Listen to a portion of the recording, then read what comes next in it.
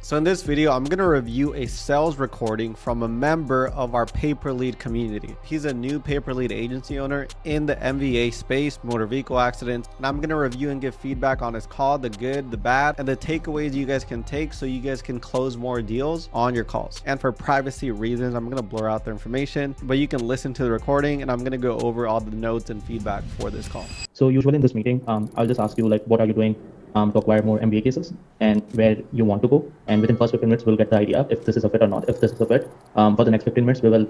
Okay. So in the beginning, he's kind of setting the expectation for the call, right? So let's kind of jump into this here. So quick little caveat. When it comes to sales calls, the biggest thing is psychology and data. And what I mean by that is the psychology part, the really big thing that I've noticed when it comes to these calls is being able to show social proof. And I'll show you what I mean by that. So you want to build that trust. They need to trust that you're going to deliver on what you're going to say you're going to deliver. And when it comes to the authority part, you want to position yourself as an expert and you really got to understand the industry and use their terminology so that they know that you know what you're talking about, right? Scarcity is like an optional thing, but what I've noticed is that social proof and the authority are some of the biggest levers that you can pull when it comes to these calls. So in the beginning, he's setting the frame and the expectation, right? So one feedback right off the bat is, I don't know if he did this before the call started, but just building some rapport, even if it's 30 seconds, like, hey, how's it going? Oh, where are you calling from? Okay, how's the weather? This and that. Trying to build a little rapport in the beginning and not just going straight into it and just sounding,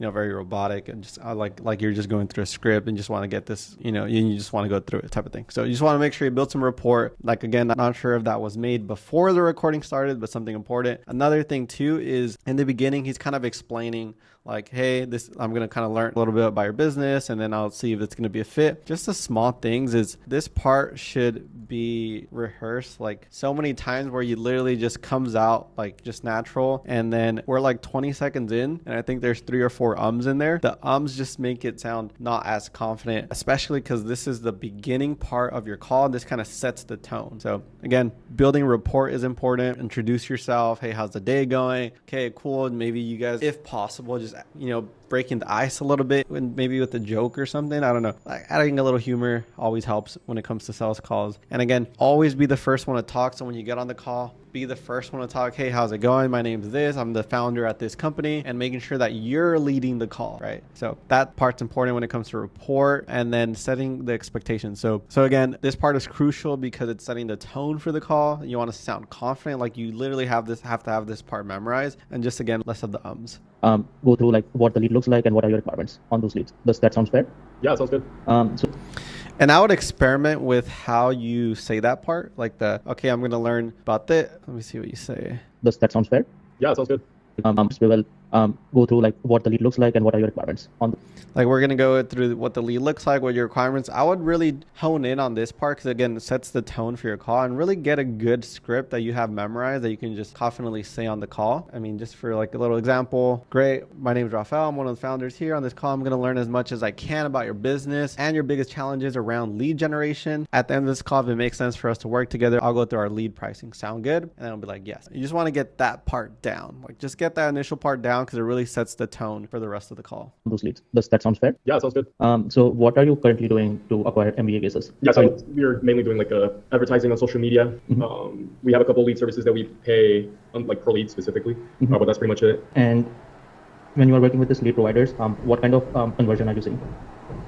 Honestly, we only use one. We discontinued most of the ones that we're having. Okay, so at this point, you're asking, what are you currently doing to generate MVA cases? And you said we're doing some social media stuff and some, we work with different lead vendors. At this point, you want to kind of dig into it a little bit more. Okay, cool. So when you say social media, are you doing Facebook? Are you doing Google? And then you can kind of dive into a little bit more. Okay, what are you guys usually spending on Facebook and Google? So you want to get an idea of their business operations and where they're at in their business. The other thing is he mentioned, different lead vendor sources. That's where you can really go in and ask him, okay, from those different lead vendor sources, how many different lead vendors are you currently working with? And what are the, I think you asked, like, what are the conversion rates, right? Honestly, we only use one. We discontinued most of the ones that we had. So I don't know. Honestly, we've gotten Okay, so then he said, honestly, we've only used one and we discontinued the rest. It sounds like they've only worked with one. I think he said, I've only used one. So at that point, you kind of want to figure out, and maybe you go into a little bit more, but you want to dive deeper into what they responded back so that you can get a better overview of their operations. I think 2 cases out of probably 30 leads.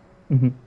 And what kind of issues you were seeing on those leads? Also, they weren't MBA, they were wrongful death. But what issues? I mean, sometimes they weren't the right practice area. I feel like most of the times it was just not a case. Simply like it was wrongful death. Like it was around. They weren't junk leads specifically. There were a few like that, but I think it just wasn't a case for whatever reason. There wasn't really liability, things like that. Mm-hmm. Sometimes statute of limitations. There was multiple ones statute of limitations. Mm-hmm. And did you have issues like even for the contact rate? For what? For the contact rate.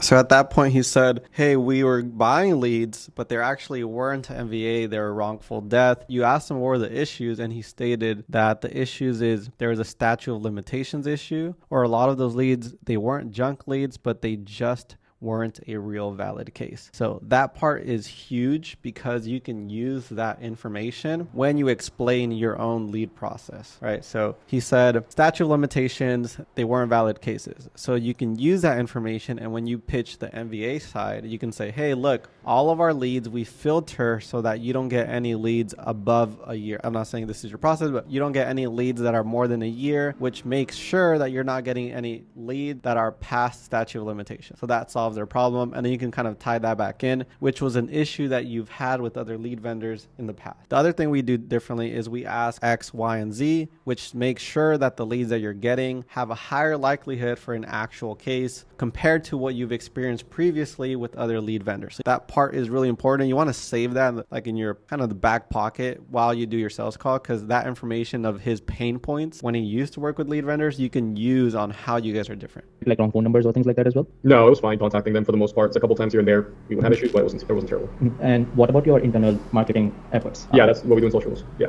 Mm-hmm. And for those socials, what does the quality look like? And like specifically for MBA, and like what are the conversions you are seeing? So we recently started. I think you asked like, what are your current marketing efforts in the beginning? And then it sounds like you asked it again. At that point, like what I would try to figure out is like, what are they spending on paid social, if that's something they're spending, or how many leads they're generating. That's, you can also ask like, how many leads are you guys generating when it comes to Google or Facebook?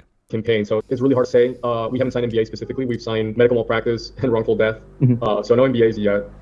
But we haven't been. And then the other kind of key insight here is he said we haven't signed any MVA. So it seems like they bought medical malpractice or wrongful death leads in the past. So it sounds like they don't have as much experience when it comes to MVA. So that insight's important because one of their pain points might be that they're just not generating anything in MVA. So you can use that information later on when you pitch how you guys are different and your investment. And you could be like, hey, just to recap, it sounds like you guys have had experience more with medical malpractice or wrongful death, but not as much with the MVA side. And it also sounds like you guys haven't really been generating a lot of MVA cases for your firm through your current marketing efforts, paid social marketing efforts. So with our services, you're going to get X amount of leads, and out of those X amount of leads, they're going to convert at X amount or X percentage, which is going to get you X more signed cases per month. So again, that part, like what this discovery part information is really important later on. Advertising as much up until recently, so we've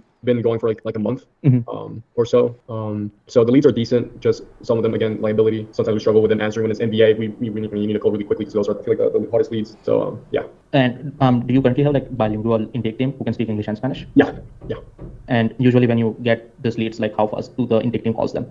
It depends. Usually we actually just hiring someone to cover after hours. Usually we'd always have someone to answer the phone, but to do specific intake and screening and all that, like proper to be able to sign a case, we're just hiring someone right now. So they'll be onboarded soon. But right now on office hours, we usually call within a few minutes. If it's after work, we try and call within a half an hour to an hour at the latest. But if it comes at 2 a.m., it's not really going to get called there. Mm-hmm. So what we usually do is we usually send you leads once they fill out the form in your operating hours. If you say it's like 5 to 9, then only those time whoever like fills the form and are interested will only send you those leads. So you don't get like those after hour leads, because we are working with few law firms and we have noticed that MBA cases are like very time sensitive, as you mentioned, those leads. So that's what we are doing. Can I share my screen and show you what a typical lead? Quick little thing right now where you said we're working with multiple law firms. One thing I've noticed, and it's tough because when you're first beginning, you don't have the social proof, but But once you start closing some deals and you have a few different law firms that you're working with, dropping names in these sales calls actually works really well. So if you say, oh yeah, we totally get that whole time sensitive thing. You know, this is why with our XYZ firm that we work with, they actually want us to only send leads during operating hours. Same thing we do with the XYZ firm. So like name dropping actually always helps, especially with these law firms, because a lot of these law firms, especially if it's a bigger name, they know the competition, especially if it's an area. But something to keep in mind is name dropping. Name dropping is one of those ways that you can add social proof to those calls. And again, you can't really do that right now because you don't have the firms and the reputation, but in the future, something to keep in mind. Another way I've seen agencies drop social proof is if they're brokering the deal, they'll say, and this can apply at some point in the call, oh yeah, so our media buyer that we work with to generate these leads, they do X million per month on MVA leads, like they're specialists in this, blah, blah, blah. Like trying to sprinkle in some social proof throughout the call is always good. And some of the things that you're doing good is using the keywords in this niche, right? Like statute of limitations, like understanding what a good MVA lead means. So all of that is good. And also the discovery part, it's really good that you structured it this way, where you set the tone in the beginning and now you're in the discovery phase where you're trying to figure out a little bit more about the business. So I think that flow and that part is really good.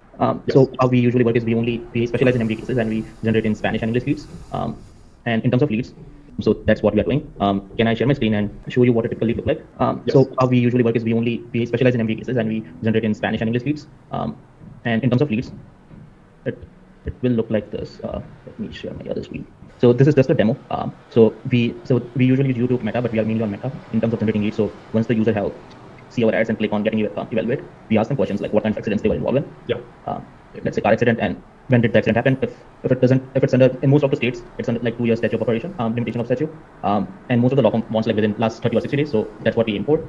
And if they're working with attorney or not, do they visit the hospital yet or not, and were they insured at the time, and were they at fault or not. And we ask for description like what happened during the accident, so we can get a little bit more details, and we can also know the intent that they are interested, and what's that state it happened, and like basic contact information. And once they fill out all the information, they get a notification for OTP, which they have to input in order to fill out the form. Otherwise, it will not send you that lead.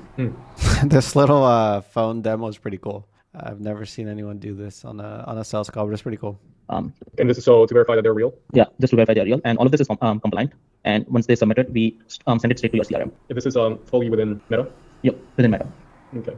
In terms of maximum age of accident, what do you have any hard cutoff? No, just as long as the statute of limitation. That's And 2 years. 3 years. No, 2 years. 2 years. 2 years, right? And you are fine with any accident age, right? Yeah. Okay, under. Quick little thing, you typed 3 years. If he wouldn't have corrected you, it would have made you seem like you don't know the statute of limitations, because it's typically 2 years. So just kind of quick little note on that. And do you require medical attention within like X days, or what's your treatment rule? I think as long as it's like within like 4 months. And do you have any exclusion or hard qualifiers like no commercial vehicle, rideshare, or comparative negligence? No, that's all good. We just don't do workers' comp, but all that should be good. And I think what I like to do on the calls is just having the Notion doc and just kind of walking through some of those questions for them. So I think it also helps organize everything. So I think this is a pretty good way to go through some of these questions. Correct, right? Correct. And you have the interview team which can call within 5 minutes. And Not everyone likes that, but I like that. your target CPA per sign case from purchase leads? What's my target coming in? So this clarifying question section, this seems like it should have been part of the discovery part in the beginning. So something to note, sounds like your ask discovery part, you showed a demo, the like kind of form and how it would look like, and then you're doing some more clarifying in discovery. So I feel like that all of the clarifying discovery after the demo should be in the beginning, right? Because then you're asking for target CPA, which is kind of what you're talking about in the beginning with him. So CPA? It's probably around, I'm trying to think based on what we spent. And then you're asking like target CPA from purchase leads. So you're asking that question again, but in the beginning, he already had said that, you know, they've never really bought MVA leads. It was more like wrongful death leads. So they really don't have a target CPA. So again, this part could have been more in the beginning. And since they don't really have, like he's pretty much going to have to make up a number right now. It's like you can kind of frame it, hey, since you guys don't really have a lot of experience buying MVA leads, this is the CPA that we usually see. Is this around the range that you're looking for type of thing? Spent for this last campaign, we're probably spending around like $1,000 per case. something like that. Could be a little bit extra, but not 2,000. And again, I think he's like making up a number right now, right? Because earlier he said we just started doing MVA paid social, haven't really generated anything yet, and then when they bought leads, they weren't MVA. And when you purchase leads from like other vendors, what was your CPA during that time? And again, even re-asking that question is kind of weird because again, he already kind of clarified that in the beginning. During that, I mean, that's why we left them because it was terrible, man. I mean, we weren't really getting leads from them. To be frank, like the leads that we had that we currently have for wrongful death, we were paying like around $100 per lead, maybe a little bit less than that. I think it's like around 80. And we get a few of them per week, and we only had like 1 or 2 cases, and one got disengaged. So it's pretty high for people that we've been working with. But from our end, it's 1,000. I don't know. You could put from us, it's like $1,000. From other vendors, it's pretty bad, like non-existent. Sounds good. And what is like the close rate? 10%, 15%, 20% from those leads? It's probably like 10%. And then he's giving you like numbers for wrongful death, which is not MVA. So if we hit your criteria and plus your CP target, how many leads per week can you take? Probably like additionally like 30 more leads, 40 more leads. And what CRM are you currently using to deliver the leads? So it's called Co-Counselor. It's part of Salesforce. And what are your intake operating days and hours right now? So it's technically all day, every day, but ideally from 8 to 8. So we usually refund any leads which are not qualified. So if they are wrong number or disconnected number, if they're already represented by an attorney, no injury reported, if they're outside appropriate geography, not injured at the time of the accident and identified as at fault driver. In your case, you are okay with 2 years, but we usually, if it's more than 60 days since the accident with no medical treatment, we usually refund you for that as well. Oh, right. Yeah. Okay. If there is any duplicates back. So I know you went through that demo, kind of, which was cool, but I would reiterate what a qualified lead looks like for you guys, because you have the disqualified section, maybe right above that. Just be like, just to recap, this is what a lead looks like. These are the specific fields that you're going to get. If they answer they're not at fault, you won't get that lead. We're going to disqualify. Also, anything above a year, we're going to disqualify, so you won't have that statute of limitations issue that you had when you were buying leads before, etc. Or like non-monetary, we'll replace that as well. In terms of lead delivery, if you have any replacement, just let us know like within 7 days that we didn't like it, and if it meets any of the criteria, we'll refund you. Got it. And we will deliver that lead like within 14 days, or we'll apply that credit to like next delivery batch. Okay. And the total value of refunds or replacement is capped at 10% of the invoice amount of the lead packages. Got it. How much do you guys do the cost per lead? So in Georgia, our cost per lead is $300 per lead, and all of them are exclusive, and all of them are tax verified. Got it. Okay. So here, your one thing is you're going over the investment. You're saying, hey, the price per lead is 300. It's 50 leads. This is your payment, which is good information. But the part that they're missing out on is what their conversions are going to be and how many cases they're going to get, right? So like in the investment section, I would kind of try to tie that in. This is how much you're going to pay, how many leads you're going to get based on our conversion rate. This is how many leads are convert. This is your target CPA, right? Because that target CPA is really what they care for, and how many signed cases they're going to get per month, which is like their dream outcome is more signed cases, right? So kind of tying that in here was important, just so that they know like what they're going to get and not just like what they're going to pay. And in terms of performance, like so for our pilot, we usually do 50 leads. So you know that it's, I think adding the performance checkpoint is good. I think this is all clearly organized really well, kind of going over integration. And I think that is all good. Let's see this ending part. So just 15,000? Yes. And there's no minimum? Like there's nothing under that? We can do 40 to start with. Because so this is a common question. If you say your initial pilot cap is like 50, and then they're going to be like, oh, can we like lower that? This part is kind of going to be a common one. We really want to add value before like signing anything long-term or going anything long-term. Got it. Okay. We can do you kind of framed it like we want to add value first, and then you kind of changed it from 50 to 40. What you could do is kind of say more on in terms of why you recommend a cap of 40, because they're always going to ask, why not 30? Why not 20? Why don't we just do 10? Why don't we just do start with 5? It would be like, hey, the reason why our pilot cap is 50, because based on all this data that we have, 50 leads is that sweet spot that's going to get us enough data to really see. 50 leads is the sweet spot that's give us enough data so we can know what we're hitting on a target CPA basis. Once we know what our average target CPA is based on our leads and your intake team, we can really have a better understanding how we can scale these operations. Frame it something on like why 50 leads is what you recommend, right? And you want to say it more on like, this is what we recommend because XYZ. If they're like, nope, I only want to do 40 or 30, like, okay, cool, like we can do 30. Just know that it might not give us the best insight on how your conversion rates are going to be.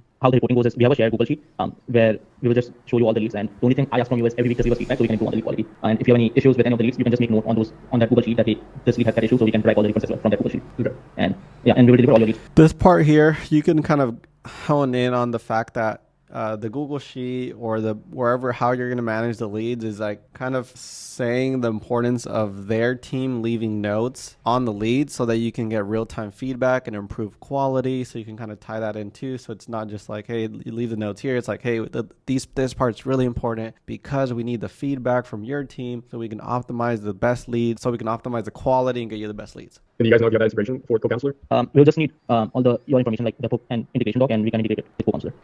In terms of like moving forward, you just have to sign the agreement and pay the invoice, and we'll be live and submitting leads within 72 hours. Just a quick little thing on the payment. What we like to do is explain that, hey, there's two ways to pay: ACH or like credit card. Credit card, there's a 3% fee. ACH, there's no fee. This will save you a few $1,000s a year because then if not, you're going to be eating that Stripe fee. Okay, sounds good. So in terms of starting, do you want to start like this week, next week? What does the timeline look internally? Well, I would go back to my boss with a 3 months of budget. So I don't know if you guys can put together, I don't know if you have like this document that you can share with us just so we can look over it. Quick little thing. He said, I'm going to go to my boss and kind of, talk about budget. So it sounds like he's not the decision maker. In the beginning of the call, you want to figure out if they are the decision maker or not. If not, it's just going to get harder to actually close this deal. So this deal, you probably felt like you did really well. And you're like, why didn't it close? Well, it's because he's not the decision maker. I'm not sure if he's like an attorney or he's a partner at the firm, but you got to realize he's not the decision maker. So now he's going to be like, hey, I have to go take this to my boss. But your boss didn't just go through that full 20-minute presentation. So he's really not going to understand, how this all works and the value. So or he probably isn't even going to show it to his boss. This is probably why it didn't close, is because this isn't even the decision maker. Not sure his role at the company, but pretty big deal. At the end of the day, that's what they like. The attorneys, they like numbers. So I'll just share with my boss and see what they think about all that. Sounds good. Should we schedule a call with the boss as well? I think you did a good job here asking for the follow-up, to reschedule follow-up.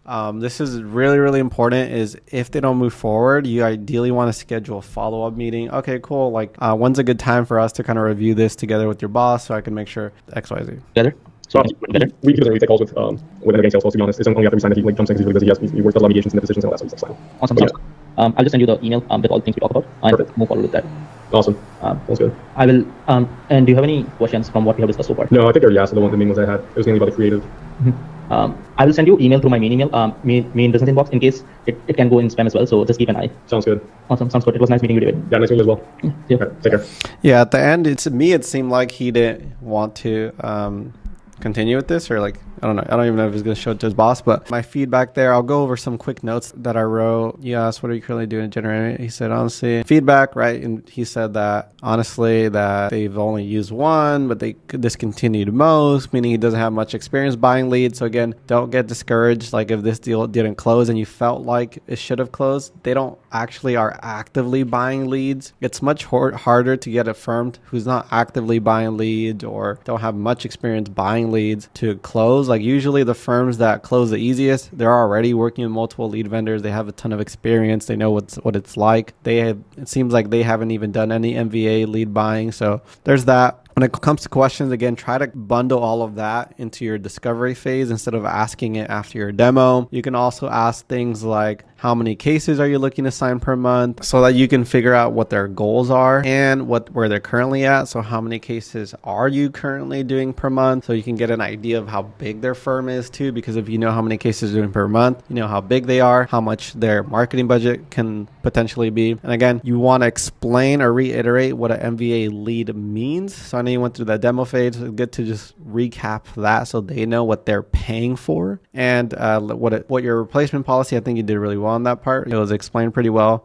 Just kind of quickly recapping before going over the investment is good. When you presented the investment, he said, well, I have to go back to my boss, meaning he's not the decision maker. You did a good job trying to book a follow-up call. So overall, that is my feedback on this call. I think overall it was really well organized. I really liked the demo, and there's a lot of good things that you did right. And there's also a few things that you can do to improve on the next call. And again, sometimes it's just not the right fit. It's just not the right type of buyer. So again, don't get discouraged if this didn't close, because they might have just not been the right fit, because they don't really have the experience buying leads. And even if you did work with them, it would be probably a rocky first deal close because of just where they're at in the firm. So that's my feedback. I hope that feedback helps anyone out there. And if you're not already in our community, the link's in the description. It's a free community. People are in here collaborating. We're sharing a bunch of resources. So check this out. Link is in the description. And if you like this video, make sure to like, subscribe, and stay tuned for the next one.